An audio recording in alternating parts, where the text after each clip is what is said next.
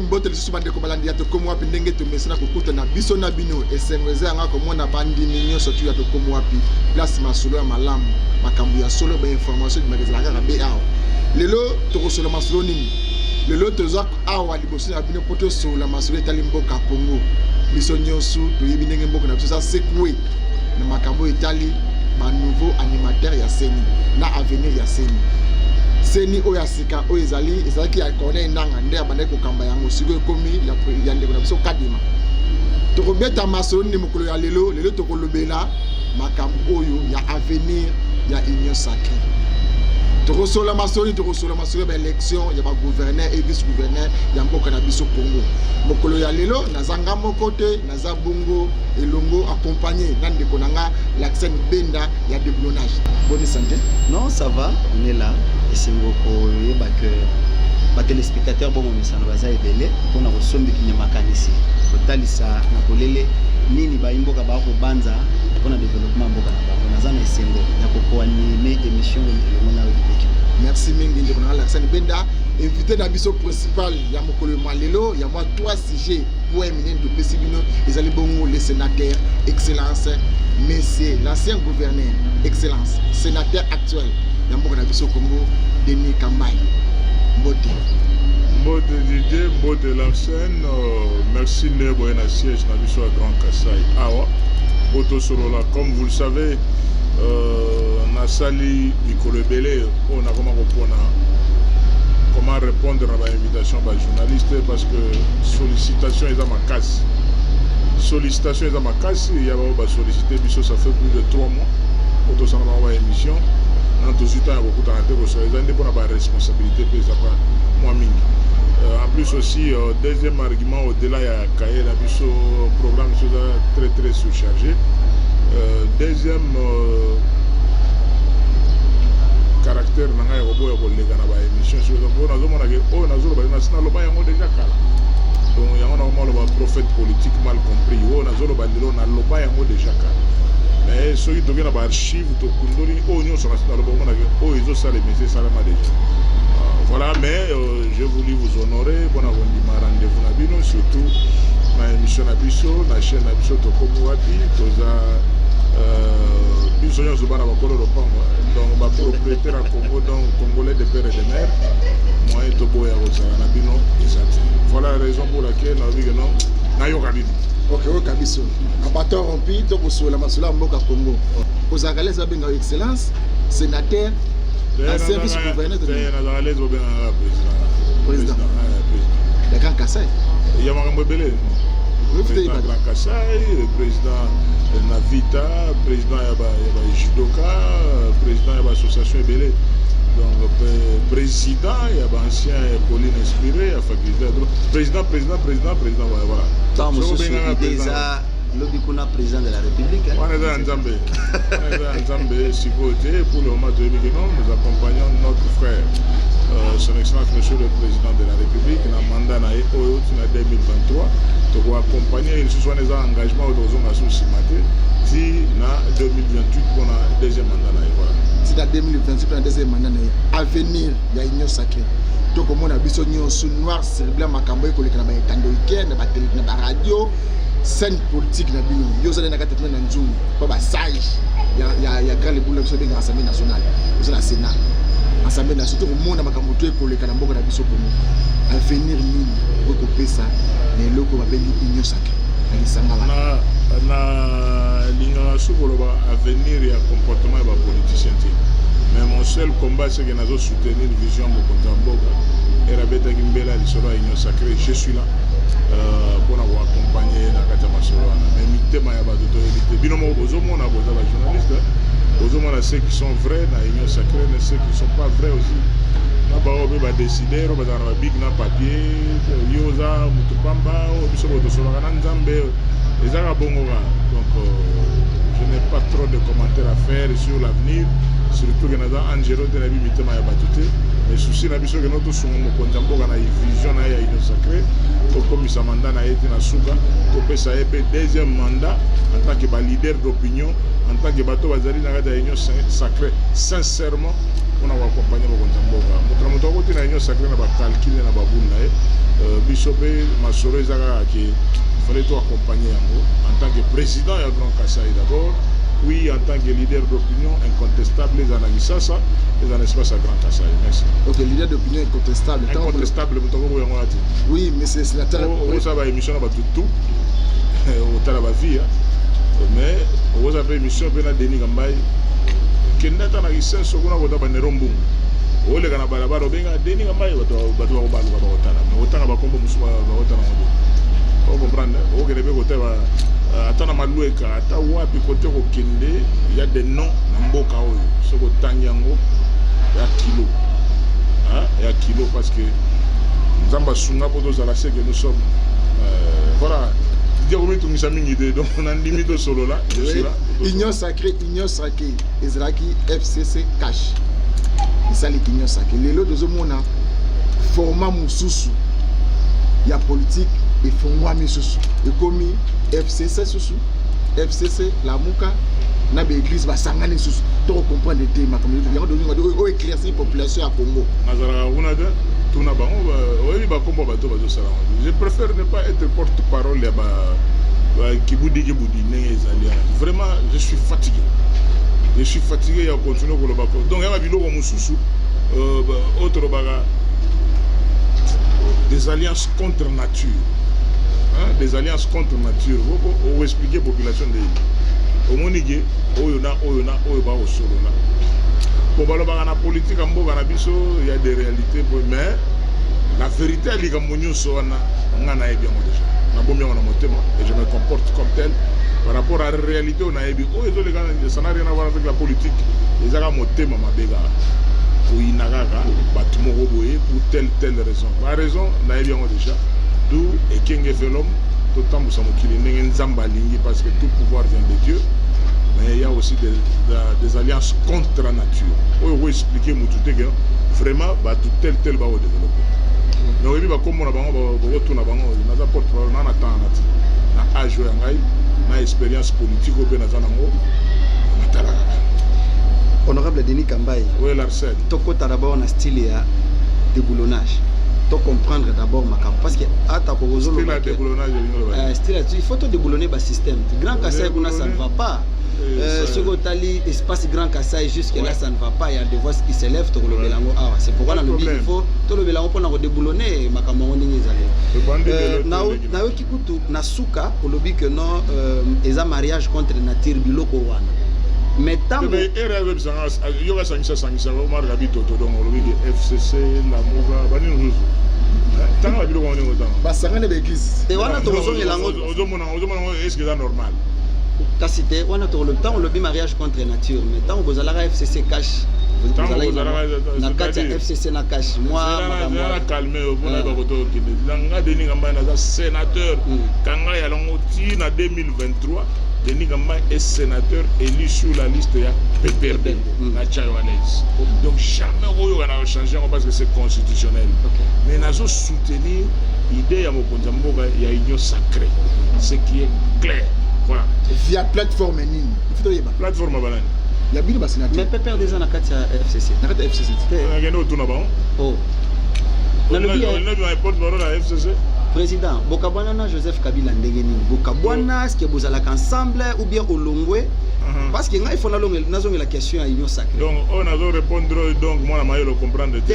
Il faut bien sûr comprendre mais public bana qui sait au balingala Denis Kambai, il faut pas comprendre que Denis Kambai Bakabwana Joseph Kabila ou bien bazala kaka. Il y a on a lobby to Kabwana Joseph Kabila parce que tozalaki. Vous avez un total. Mais vous avez un sénateur à PPRD, Joseph Kabila, président à PPRD, Denis Kambai, je suis sénateur élu sur la liste de PPRD, Banda 2019, Tina 2023.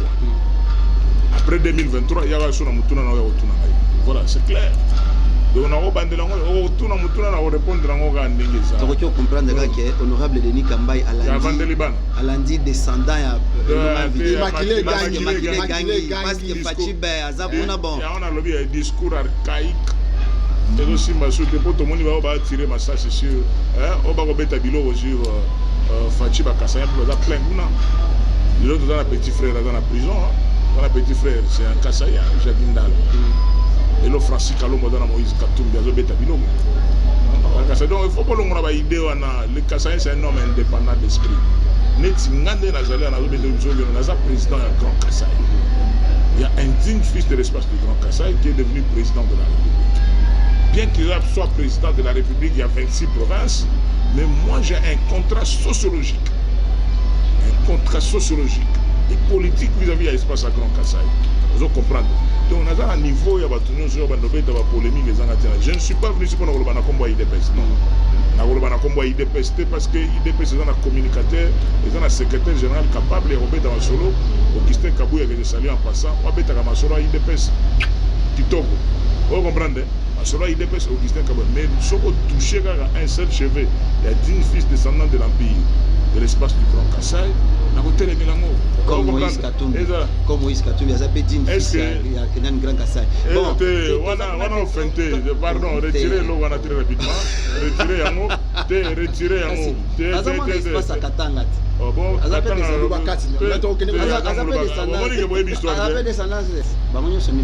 mais quel est mon problème là-dedans? Pour le lobby, ceux qui vont attaquer descendants, il y a Ilunga Mbidi. Ouais. En tout cas, on a bougé. Il faut intervenir. Ouais. Maintenant, Awa Moïse Katumbi a attaqué. Lecture nous. Donc, Ndenge va attaquer la nani.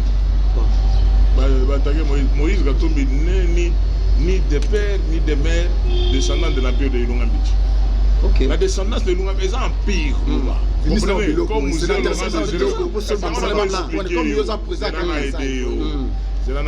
l'empire Luba, et tout le Katanga et l'empire Luba, non, Katanga, la communauté est mais la descendance de l'empire de Ilunga Mbidi est différente dans d'autres communautés dans l'espace à Grand Katanga. Donc je n'aime pas faire des émissions, il y a au vendement, je ne sais pas si on a vu Lambert, donc encore des individus, donc on a une émission, on a une évité ce côté, on va vendre je n'ai pas le temps. Donc on a une émission pour poser une question où il y a un mot qui est de l'Ibo. Pas des hommes on a obéi dans les solos, aux poser question, aux réponses, on a obéi temps. Il y a moi le carré parenthèse, on a mis tout, on a tout. Président comprendre d'abord que pas Nabiso Baloba, Mukalenga wa Banto, on ne peut pas parler de président Denis Kambaye, voilà. Sans ce peuple-là, il faut que digne fils car un lobby à espace Grand Kasaï, il faut te lever la bango. Ceux qui te levent la bango, il y a la confusion. Il y a la confusion. Ok, le temps à combo où ils en ont gâté ma solo.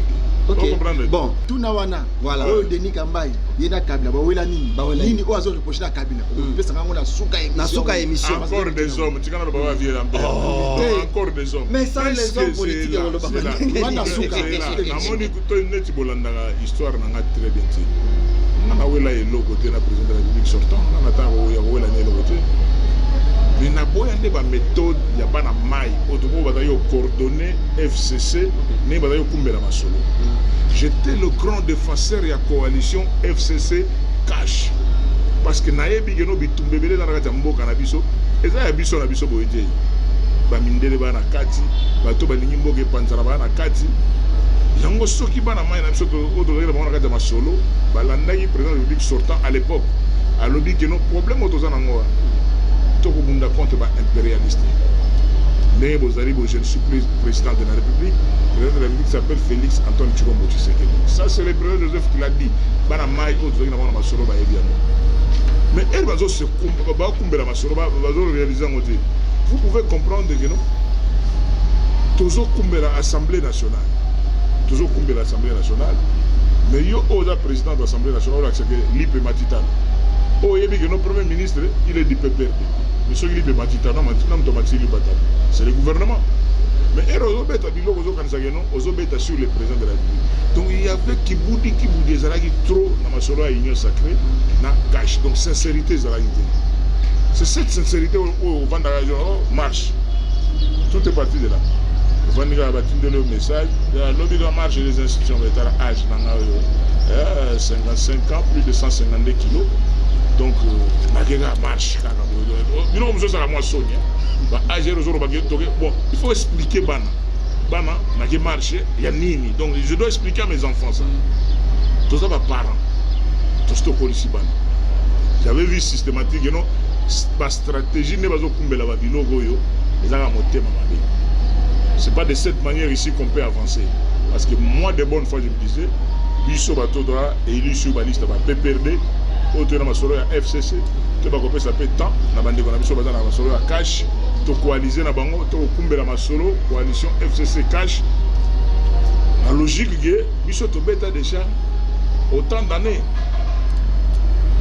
hein ba mandat na biso pensionné de to beta yango to pesa chance na baningati donc to accompagner bango ba ça la paix mais travaillons ensemble dans la paix mais les stratégies étaient tellement mauvaises communication pe ya mabe au moins sur un plateau de la télévision bazo chamutu ya FCC na cash na mutu la muga ba ça la débat mais pour ça la débat n'est yo mutu FCC na cash ça déjà censé être bâtiment donc il y avait trop de amateurisme tu connais le banding amateurisme la stratégie politique des stratégies que deninga mai na observer trop na comprendre comment le délai mais tout en étant na katia ce groupe il y a des sénateurs il y a PPRD ils soutenir l'union sacrée où ils allaient parti politique de où ils avaient la vision Mokonzamboka c'est ça l'ingala facile mais le Congolais va mettre la logique il y a la plateforme politique bazo comparer l'union sacrée avec la FCC l'union sacrée avec la cash non l'union sacrée c'est autre chose que ça c'est pour ça que vous allez trouver que non biso va révolutionnaire nous sous tout ça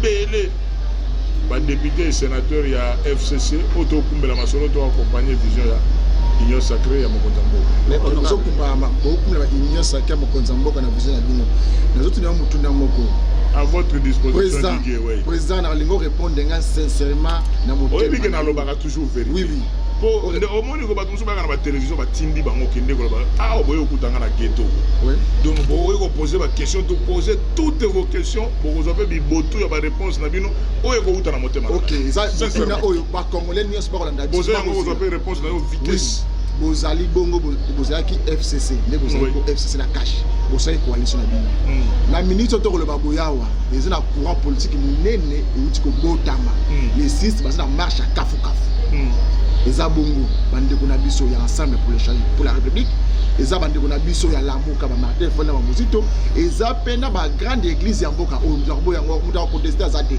église catholique ba protestant na ba mouvement citoyen musu ba sangani bali ba kotelemela makambo zeka na mboka o Congo elongo banité président sénateur yo za bongo na kata union sacrée est-ce pour ça la face na bloc o salami wana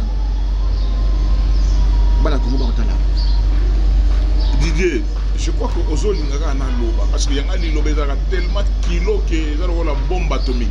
Oui. Mais na boda ngatu. Yanga ba Congolais ba kosi. Te yanga na lobby parce que biso to bato en mode d'ordre, c'est-à-dire que son a lobby et ko bima la mode d'ordre.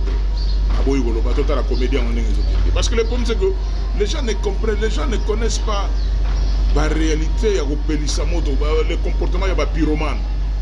Hein? Comportement de pyromane, batombo la likambo, mais il y a des conséquences à la parole. Les locaux ont vraiment raison d'être en marche. On peut avoir raison fondamentale. Si vous avez dit que non, les Congolais vont marcher. Pour la raison. Les Camboram. Ah, il y a un marché. Les politisations. C'est la zéra. Donc, on a les Camboram. Ce qui est l'homme, ça va parce que Ram ma solo dans le gouvernement ça réglame. Arrêtez la GD. Mais quand on a lobby vraiment, est-ce que vous trouvez l'élo que demande le peuple? Ils ont la politique. Les raisons sont ailleurs. Comment déstabiliser le pouvoir de Félix Antoine Tshilombo Tshisekedi? C'est tout. Ils ont mon thème. Ils ont Kindoki. Ce n'est pas une raison fondamentale. Donc, le mécanisme nyoso au bateau Sarara. Ndeko na biso o a posé une question par ministre ministre Nani Kibasa. Attends, il va répondre là. Et quelque temps le gouvernement est revenu sur ça. Vous comprenez? Je prends un autre exemple au Boyoga grève il y a enseignants, il y a école catholique et tout ça et ainsi de suite. Mais il y a 2-3 jours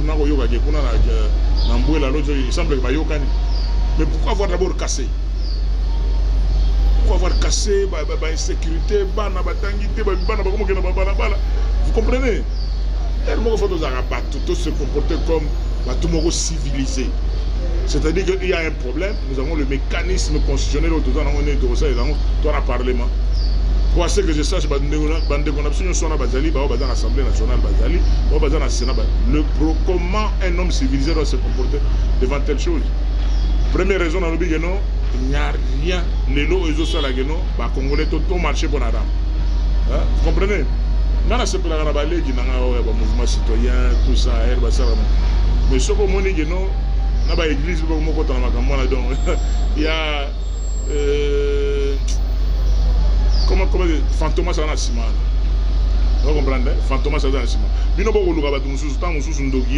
La poursuite, la préoccupation, c'est ailleurs que vous avez besoin de vous. Tout ça, étudiant à Campa, tu as besoin de préparer la marche, tu as besoin de marcher, mais tu as besoin de marcher. Oui, mais on marche, mais vous avez oh, la population dans le monde, oh, il y a boule dans le ailleurs. Donc, il y a une deuxième raison. La politisation à Séni. Encore une Ram Foli Solo, déportation à Séni Foli Solo. Parce que le Séni, au contraire, combat au mené, parce que tout ça, il y a 2, 3, 4 élections de tout ça en Amboka. Comment est-ce que s'organiser sur le Babilo, le Séni, et la société, ministère intérieur, à organiser l'élection, le Amboka, nous civilisés. Amboka, nous Séni, et la raté. Puis, ce moment de voter loi. Na loi, on a trouvé que nous, comme nous s'organiser, Séni, on a dépolitiser, parce que loi et lobby, premier vice-président à Séni, à cause de la majorité de la politique. Deuxième vice-président à cause de l'opposition. Opposition de la politique. Mais alors, qu'on commence par changer la loi, tu vois que nous Séni, que des politiciens, tu peux s'en aller. Je ne sais pas. D'abord, consensus, c'est côté. Mais consensus, au monde, on est là. Elle va te 8. Basolo pendant 2 mois, na charte, na bango balobi que non. Ceux qui ont canité, ils ont vote. Donc, il y a un vote, 6 va gagner contre 2. Mais si on a 2, on a gagné. Mais pilier à religion. Pilier à religion, exact. Religion à colonisation, exact. On va permettre. Papa, s'il te plaît, tout le temps, l'histoire d'un bon canabis. Tu as dit que nous avons confessé après, on a parlé. Pourquoi besoin de soutenir l'église kimbangiste, l'église des Noirs, tout ça? Il faut que la Mouka. Il y a des églises de la colonisation. Il y a fondamentalement la politique. Vous comprenez? Il y a une polémique. C'est là Didier. Le problème est que bilogo o Sonic a foutu avec Dala. On sait nanzam. Le pasteur Sonic a foutu. Alors il dit et loko to ko kufa na Séni ngaité pasteur Sonic a foutu. Poto lingi moluba azala président ya Séni te ngamna loba ya hotel. Vous comprenez? Si c'était quelqu'un d'autre qui n'était pas Kassaïen, vous comprenez? Ce qui est dans l'église là. Donc, le pasteur, on a renforcé sur beaucoup de donc, on a commencé à je n'ai plus confiance dans l'église. Je n'ai plus confiance. Parce que le comportement, il y a dans l'église. Oui, mais si on va trouver 2, 10. L'église, on va voir photo. Donc, l'église, beaucoup d'églises, on va trouver 10. Vous comprenez?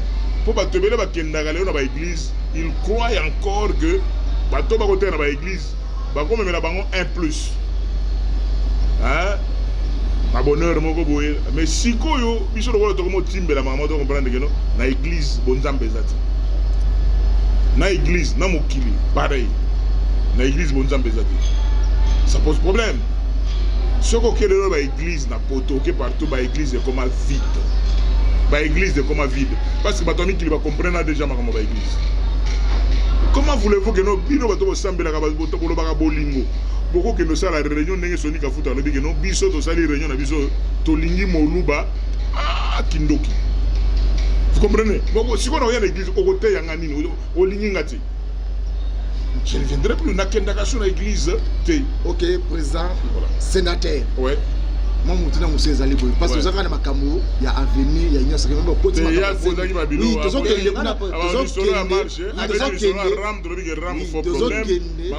église tolobi non église eza kindoki parce que omoni ke déjà bazalaki 8-6 contre 2 bagagné la vie continue okokaki kolanda mpe ba 6 wana parce que olobi ke baali pe asembo otiki lobi baleko nalobi ke baza sembo ata 6 nalobi ke baza sembo kasi candidat aussi ça peut pas dire ce que je n'ai pas dit peut-être ngana sepeli na makambo candidat aussi sepesi est-ce que vous avez nalobi nazo aider bango c'est-à-dire que ni bazana bazaki 8-6 bapuni bo mais j'ai compris que na bato ya église na biso bato tosambelaka te bato bokoko toza ndenge moko eloko tokosala sikoyo ke no congolais to comprendre que po omona nzambe sala bolamu OK pour il faut pas aller à l'église dans kati ya église nde okende komona nzambe non baza bato lokola biso avec tous les besoins ya nzoto eza na kati ya église sénateur pour mon nzambe sala bolamu pour mes até na 1992 marche des chrétiens ngana yeba ezaki lisanga ba politicien na bango banganga nzambe to zaka bino ba politicien ko pesa biso mutu na to yeba parce que bino bokomi ko nieni yonso nazo mona politicien ko boya église ero zoroba bino ngaza porte parole nani otuni de linga mana o répondre ya ngai ngana za porte parole na koloba na marche na ngana marche en tant que politicien na marche qui to zai ko na vie Lambert to zai ba côté to uti côté Saint-Pierre to tamboli ti côté ba ego panza biso côté Pongabia côté Pongabinde côté to ba panza biso ba garde civile tango sabana ki wana bazaki mabete bazaki ba diable est-ce que na lobby ni kama mabe ce n'est pas ça est-ce que vous comprenez le problème na ngai zaboyi est-ce que vous allez marcher contre Baluba vous comprenez la confusion pour c'est ça c'est-à-dire que non batu bakei confession religieuse ba yokani ndenge soni kafuta lobby ba lobby que absolument yokani bien mais tolingi molu bate est-ce que vous comprenez Didier to que une question mususu na mone zolo ko provoquer na sima na lobby o mara moni kanda na yango yo je ne suis pas contre ba église ça la ba cop na bango parce que na lobby que baza batuka ka lokola biso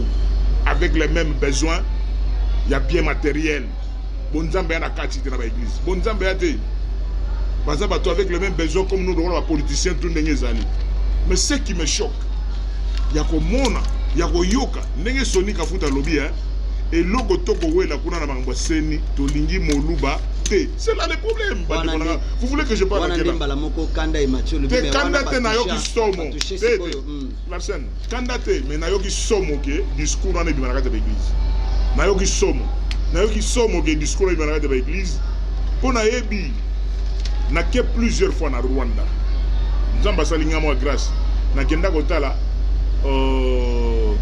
ni mausolée batonga ya souvenir ya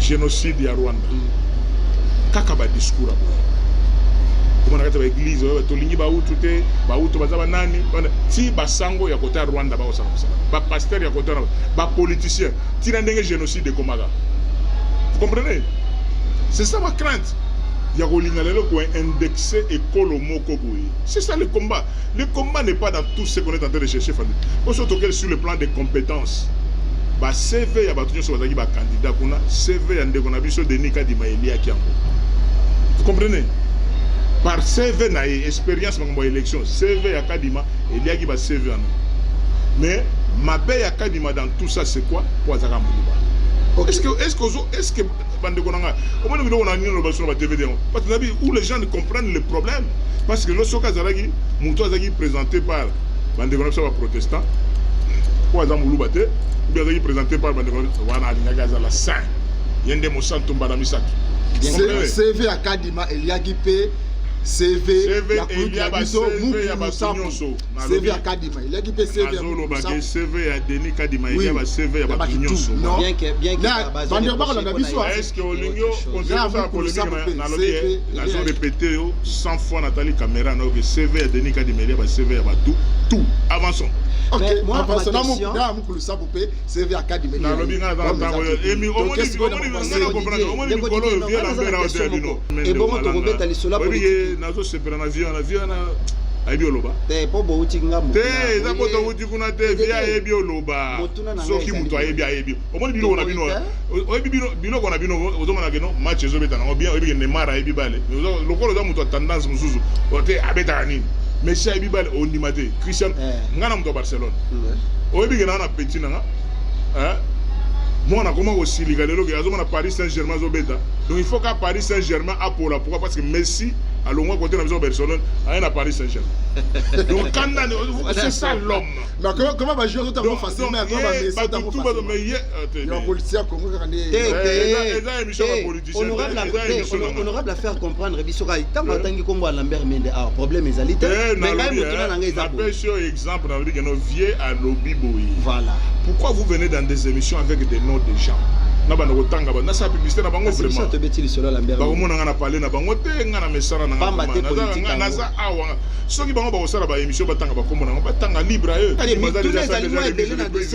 vie ne peut pas continuer. Mais tout n'est à moi ebele. Mais kasi yebisanga na biso hein. Oui. Ndeko Denis Kambai. Hata ko lobi ke notre ko beta masolo ba tuté mais pamba te ba animateur ba institution et ali ba individu. Il faut ka beta masolo ba individu. Tomoni awa la plupart ya bato o bouti na camp ya FCC na PPRD. Si boye union sacrée bokomi makasi kolekana ba courant ba gros poisson oyo Félix Antoine Tshisekedi le motango ba gros poisson banane papa oyebi age nanga oyebi niveau de titre nanga zela parce que zela na yebisa o zela ermo na moni ermo bo bunga ngamba nasi sa question nanga Denis Kamba za gros poisson yoka gros poisson nanga ndene diplôme nanga za kilo nazo nga na colline inspiré yoka déjà comme so ko ngosa comparaison nazo diplôme nanga na colline inspiré na faculté ya droit et la kilo Denis Kamba ndenga za boye donc abandi musala le loté azaka ministre azaka député national azaka sénateur azaka sénateur azaka gouverneur de province 4 mitu nationaliens na politique mboko Denis Kamba ndengo yebe naza chef de travaux d'université et rozo basiko kombo ya kilo kombo ya kilo parce que chance loko pamba mutu na vie na eta musu pas tel canal akoma boye ndelo le kilo na pesé na Denis Kamba kilo donc nazo yebisa yo non seulement kilo même ti ya nzoto 152 kilos na lo bande kilo ya mutu kilo ya expérience politique combo eza kilo combo ya kilo c'est la docile honorable qui ma question na ngai nako ki ma question na yo tangela nga ba combo kilo OK na lobi tanga combo kilo combo na zela tanga ba combo kilo oyo ba niveau de tir ba tutu na nombo combo ba kilo wana oyo ba expérience na bango par rapport ya poids politique qu'est-ce qu'ils ont fait par rapport ya poids politique les chefs de l'état a bandi d'abord à lobby na benga ndeko nanga Jean-Pierre Bemba aya potosto constituer force ya union sacrée pour na ko faire avancer mboka on était bloqué non mais est-ce que Balé abengi Moïse Katumbi tika kokosa population président abenga mutu te les gens se sont proposés par lobby que nous venons ndenge biso beto ya le président a lancé l'idée yo yebisanga réunion au président le baye non alors lokola ngai nazo kokate yo yaka. Le président a invité tout le monde à lancer ma invitation de la FCC. Vous ne le savez pas. Peter Kaza Dialoba, et en plus c'était vrai. Oui, bien, on a mon ami Mogo, Adaki Kester, on a besoin. Il y a un autre tanga. Si on a un tanga, on a un livre, il y a un tanga, on a un combo. Mon ami Nanga Kester, on a besoin sortir à Sénat. Eric Kourgouye. Eric Kourgouye a petit bilo quand le big non, excellence. Bon, elle m'a bien excellence, ancien ministre sport, excellence gouverneur, tout ça. On dit que politique en beaucoup de mystique. On dit que Banamai, au jour batindaga invitation. Quand on est dans le Mokontamboka, tout ça na procoki. Parmi Banamai, on va dire que boya tokende. Na comment on a parlé au gouvernement. Il y a un département na comment on a compris que politique en beaucoup est dans le boulot. Ça dit que bah oh bah chef bah regroupement politique, on va dire na procoki na FCC kuna.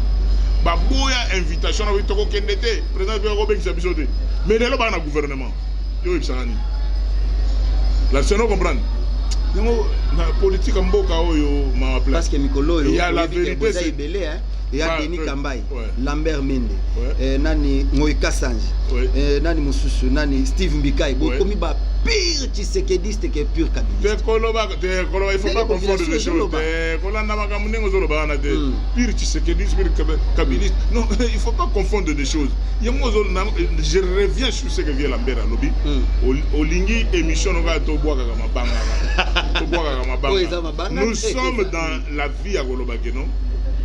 Moi, je vous dis, personnellement, je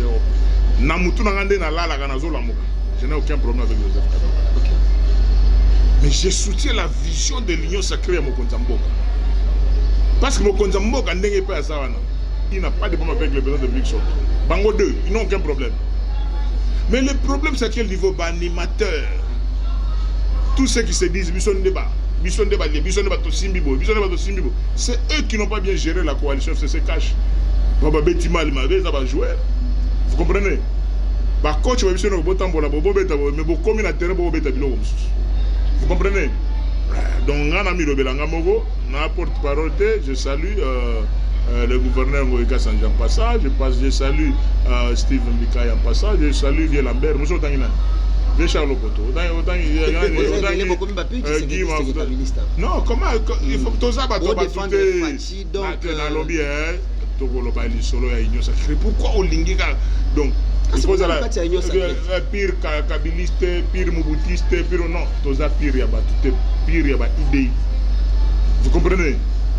Moi je défends les idées du chef parce que il a autobeta tout la scène aux agents intérieurs aux agents bakasa ikuna na dité na pétrole vous avez vu ma solo n'engezali sur terrain vous me voyez moi président du Grand Kassai avant d'aller car na olobelate bana ngani so ko na bango ba Ben Santos so ko na Kassai je vis la souffrance de mon peuple non mais que pour ekende liboso il faut na zaraka place décision ezali il faut que nous ayons la commission on a vu vraiment que ceux qui ont fait la mission de fils qui est là oyo oyezolonga chikapa kamwesha kananga mbujimai kabinda lusambo ebimita kota grand katanga eza bina filé d'abord pour nzela on a deuxième bina filé surtout ko fongola nzela ya kala mambuji de sorte que non oliba marchandise elegaka kota bakasumbale za marchandise elegaka awa côté à Lunda Norto donc bato ba récupérer mbala moko biloko na l'espace à Grand Kassai lelo pourquoi d'autres personnes se moquent de l'espace de Grand Kassai parce qu'il n'y a pas de courant mais c'est pourquoi accélérer le solo à shit KTNDT tout ça vous comprenez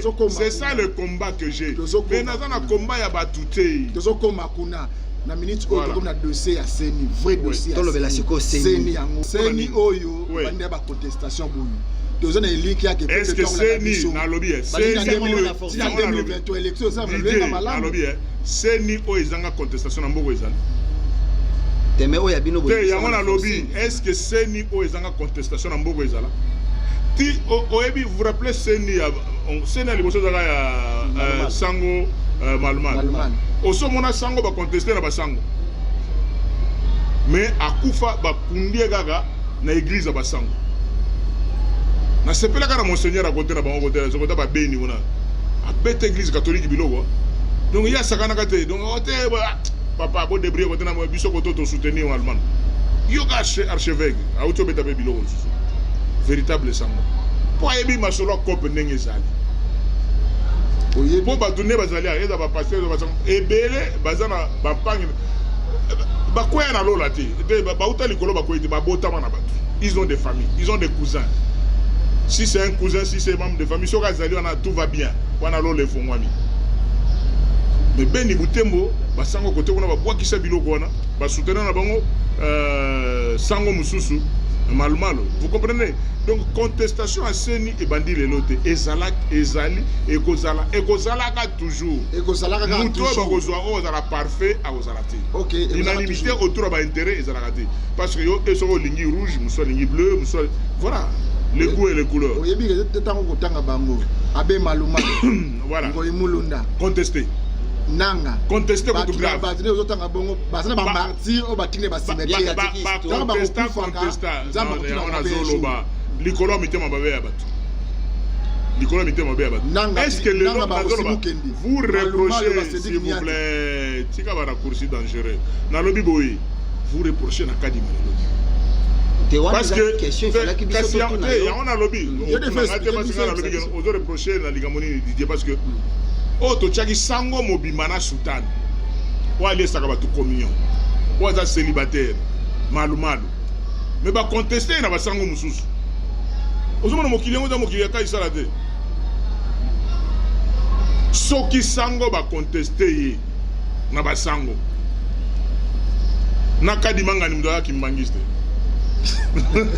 on a besoin de ces mots forts surtout que c'est le noir qui a pris l'arsène invité mon sénateur pour yemwa seki allez-y comprendre réponse ya mwana ko seka na seki ya ko mona geno oyo bozayi oloba geno église sango mokonzi célibataire akolata sultan ya ba célibataire alati pe ceinture de célibat kombo na ye malumalu akolesa bato ba communion kuna kota ba beni butembo mais contester na basango musu na kisa sawa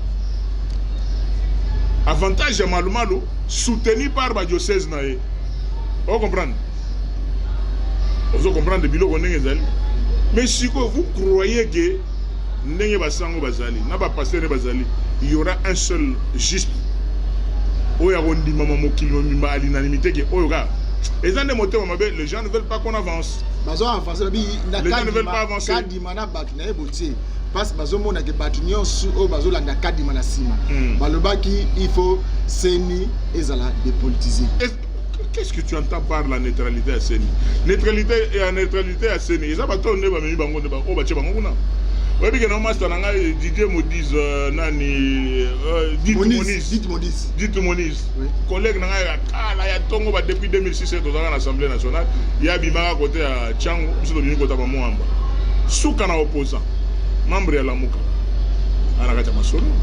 Bopé ça échange. Bopé ça va na échange ba sala papa. Toke na ba élection. Ba bien yona via.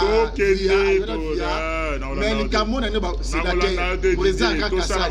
Ba lobby na Seni kuna tricherie ezali. Bolongo oui, boy balongo yo kana. Oyebi bato bakanisa ki ba lobby hein. Lokola e kopoto utaki. Lokola to che machine à voter na père na bisonani Corneille Nanga. C'est que Chadar a repris. Donc vous allez voter Karaboé, ou vous voter Tshisekedi, ou vous voter le candidat Moussou vient à Bissot de Père et de Mère. Chani. Ah, Noël Chani. Vous votez Noël Chani, qu'on a bulletin Bimi, Chadar. Et Bimi Chadar. Pas de machine à voter. Vous comprenez? Le retour soin de la liste autour il y a résultat machine à voter. De Toboya Kindogi.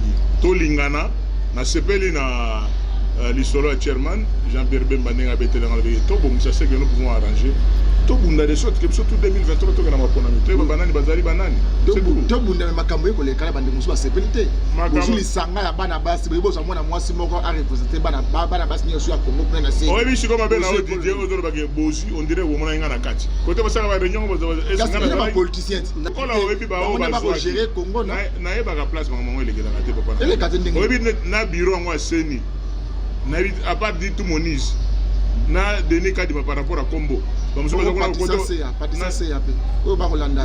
na éviter na ka ba Combo ni côté ba kenda ko yoka na ba tshaba ngona éviter souci na biso za ndeni to luka kimia to kosa ka population to bona ba intérêt personnel oui be ekolo Kadima mutalandi Kadima ba jwa Kadima yibe ekolo na ba donc boulot ni opesa ngana yala mando ba bikolo mutu na mutu autour ya compétence ya Seni.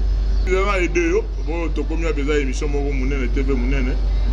faut voir quand nous parlons de l'espace du Grand Kasaï, il y a 5 provinces. 5 provinces qui composent l'espace du Grand Kasaï. Moutou Oazobima, député na Kasaï Chikapa. Et la circonscription Moussoussou, province Moussoussou différente na Kasaï central, Kana. Et la province Moussousoupé na Kasaï oriental, Moujimaj. Et la province Moussousoupé na Sankuru, Otokobenga Lusambo. Et la province Moussousoupé na Lomami, Otokobenga Kabinda. Na yoka ki batumo surtout na télévision lokola Kindogi leki trop mikolo yo. Donc na kobenga ngo Kindogi bo so mona mutu avandi boye. Akoloba na mutetera kaza mutetera aza mupende.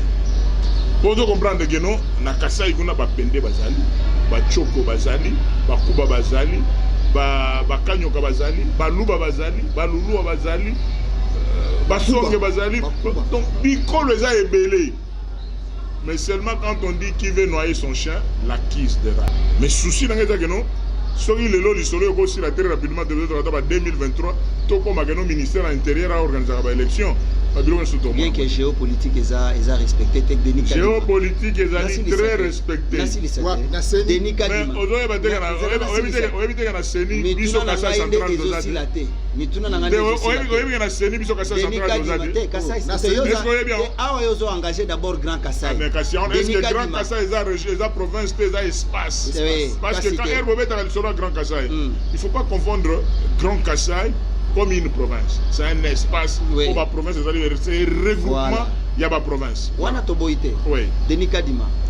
moto akasai On a le solo sénateur. Patricia sait bien que besoin Patricia sait bien que besoin bien que na likasi Patricia sait bien que besoin na likasi aza moto kasai question d'actualité la dame qui pouvait représenter la population bolanda la RCNT population bolanda ngana oloba awa seni to sambela makasi makambo etambola ba élection ça en 2023 to avancer motema mabende on a otayi koloba moto sala musala na ye Didier qui question normal vous n'avez pas peur que lobby bo minoriser Félix quand vous dites vous là non bino bato union sacrée boza na kati ya union sacrée zonga porte parole à union sacrée bozo soutenir Loba Denis Kambaye membre à union sacrée na koloba moi je pense je ne suis pas porte parole de l'union sacrée je suis Denis Kambaye membre de l'union sacrée nazo silisa question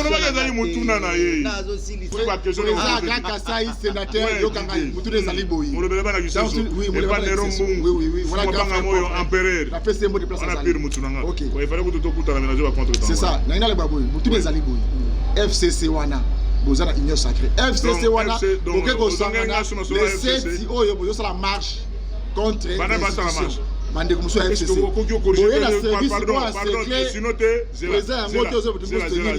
s'il vous plaît oui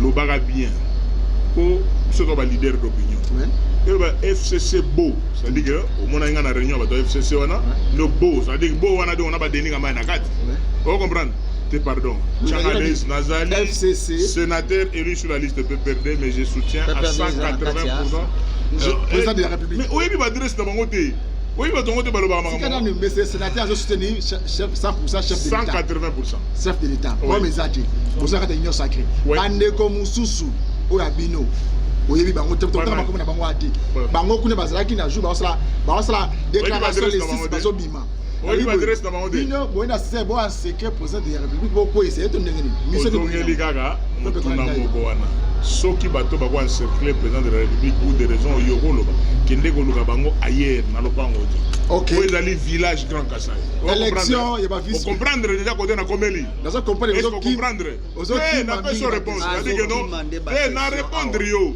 na lobby lopango yo 4 coins village Grand Kasai soko ko luka banti président kende luka bango côté musika awati bon village élection il va gouverner va vice gouverneur est-ce que comprendre Didier est-ce que comprendre bande ko nga interview za lingonga monsieur parce que le y a expliqué yo ba anti masolo luka bango andeo palais au village OK élection il va gouverner va vice gouverneur réaction na yo et ça les m'a fait parce que ça prend beaucoup de temps aujourd'hui il y a des provinces qui sont je peux dire mal gérées ou qui ne sont même pas gérées mais Mikorezo Kindaka na ipsa ibana mai masolo oyo nous sommes en train de préparer les élections mais avec la même territoriale je ne sais pas Kinshasa n'est pas le Congo mais là aussi il y a 14 provinces qui font ça par élection le gouverneur en effet a une vision là et ben on vend ça masolo ba maire de la ville ba andé nini ba administrateur de territoire ba bourgmestre nous devons aller retard. Donc, souci est que nous faisons ça très rapidement. Surtout dans des provinces où ça ne pose pas de problème. En plus aussi, la province est allée dans la réalité. Je ne sais pas pourquoi on a voulu que la province, l'élection, ça m'a toutes les 14. Non. On peut aller. Il y a des provinces où les logués, il faut absolument passer à l'élection. Je prends le cas à Kassai Central. Dans Kassai Central, gouverneur, Assemblée provinciale de Longola. Vice-gouverneur à Koufa. Maintenant, c'est un ministre de l'Intérieur qui fait l'intérim. Qui vraiment, mandat intérim, aucune responsabilité vis-à-vis de l'Assemblée provinciale. Donc c'est une province presque abandonnée. Ça ne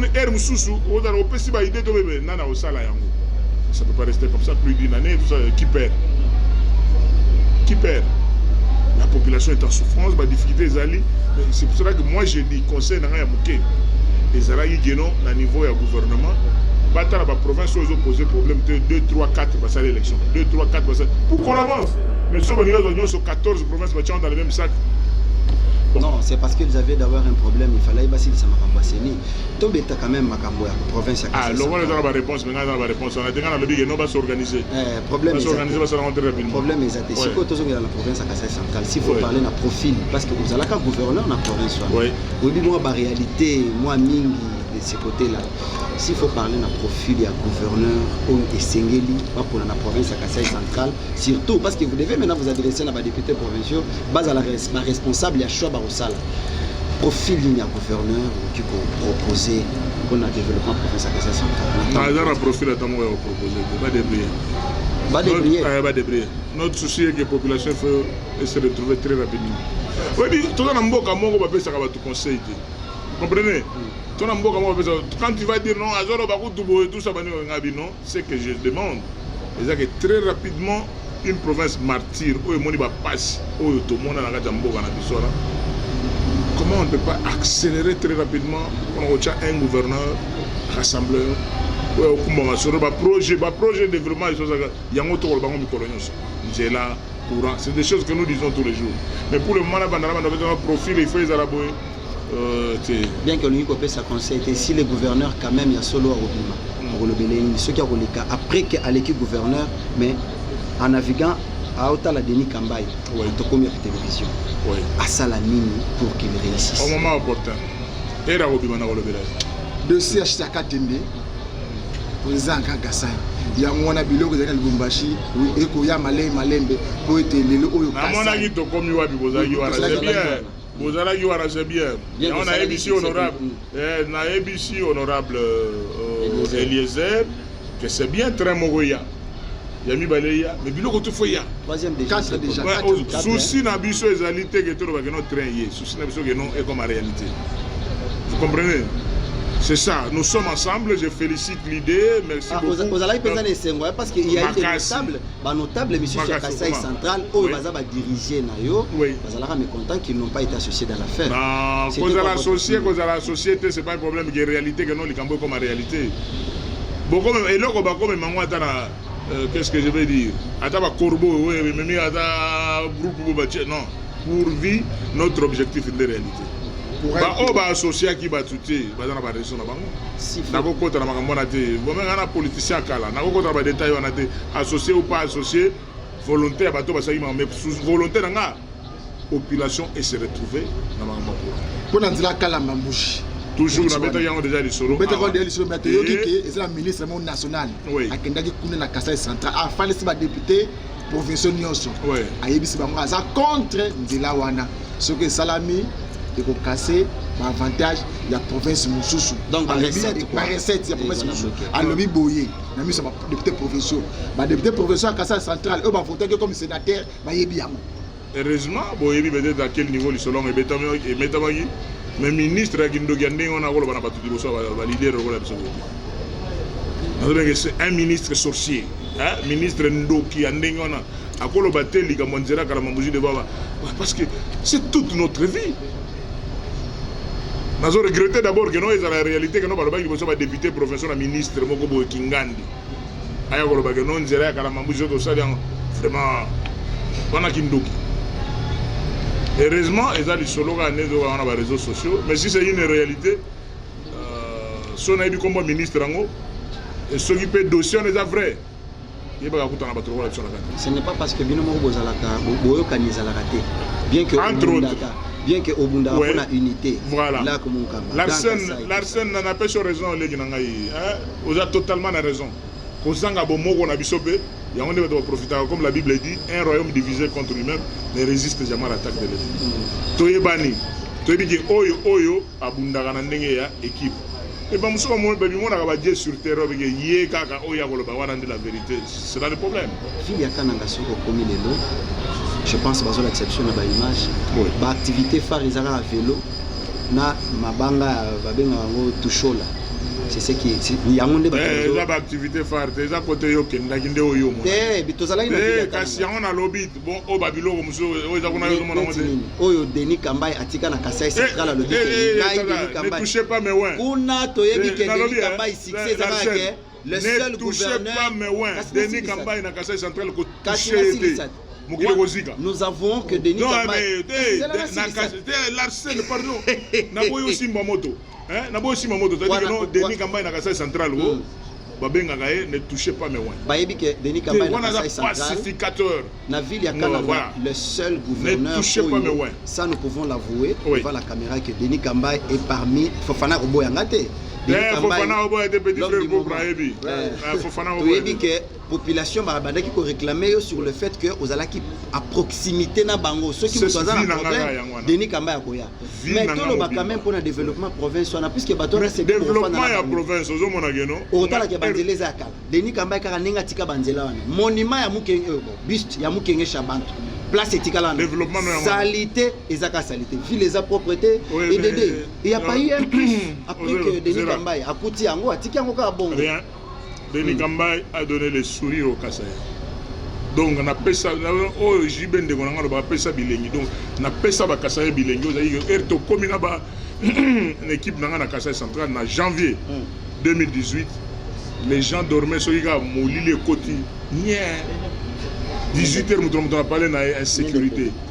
Donc ce qu'on lobby aux yeux à car, au lobby aux yeux de la Ganzera, à Zumba Bogen de Kalamamou, ce qui va te voir, klaxon et moutou kabatunyo sur Mouissi, Zamba. Il fallait qu'il y ait un pacificateur. La valeur de la paix. Donc on paie ça va tout bien. Au moins il n'est pas na bakanangana. Vous avez circulé presque partout, au Tamboli, calme. Mais vous ne pouvez pas circuler comme ça il y a un temps.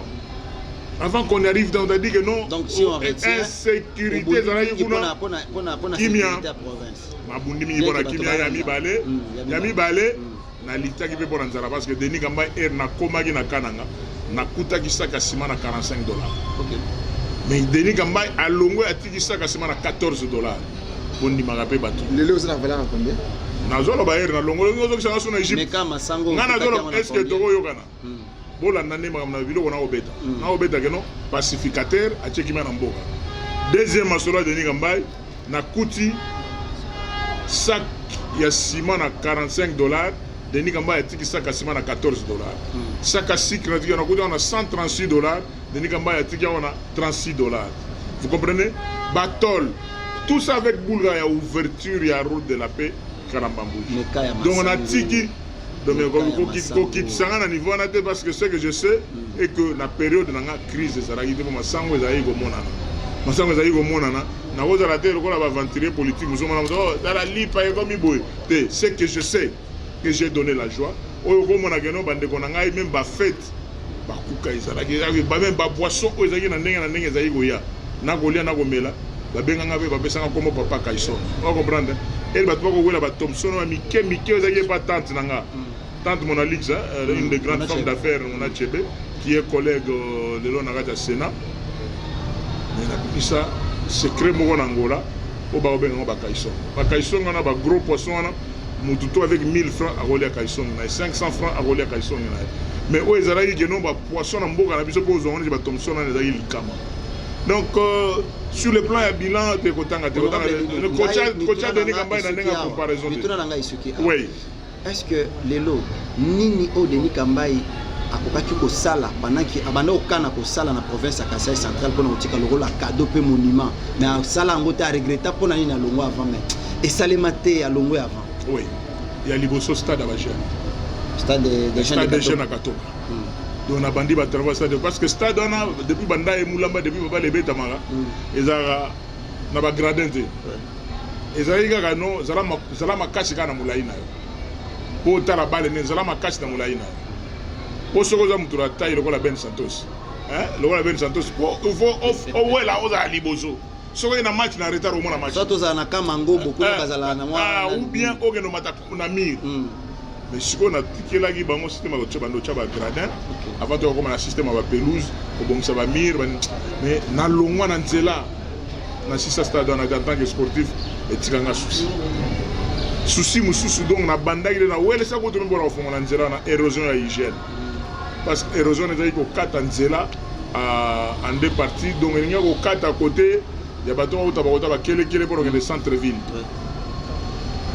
Na bunda na bongisa otela 10 mètres quand na souka na poto to bloqué. Non mais ceux qui sont venus après moi ils ont négligé et il y a au bout d'érosion Et il y a maintenant comme on a image. Mais tout le monde quand même. Non, mais par rapport à ce que j'avais déjà laissé, j'étais déjà parti très loin.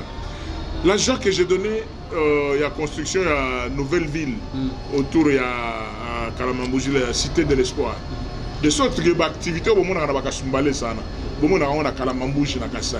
C'est-à-dire qu'au lieu de Kendara, Katanga, à partir d'Angola, les autres ont Kalamambouji. Il sera un ministre qui est ministre anti-patrie, ou aligné développement Bogate, il y a des choses qui sont côté problématique. J'ai fait beaucoup maintenant des populations parce que c'est que je sais, si on a un gouverneur, il gouverneur rebelle, il y a un accès à la mais si on a un comme un clandestin, il y a un bombe surtout mais avant il y a donc qui les ont donc c'est moi qui il y a un bunda qui le projet soit développé dans un ouest. Donc je crois que y en a Didier besoin de comprendre comment on espace à Grand Kassai. Ok, merci Zalik Mongo, sénateur, président Kassai Denis Kambay. Ouais, merci beaucoup vraiment. Didier Kikou, Nazaka compagnie de l'accès Benda, tout le monde qui tout actualité, na sénateur, président Kassai. Excellence, excellence ministre, excellence. Gouverneur, député national, descendant et non envie. Ah, délai donc de suka si ka ete kimi ya kolonzambe ezala maboti na bino nyonso balandi ya to komwapi to kutemu komalobi. Ingeta.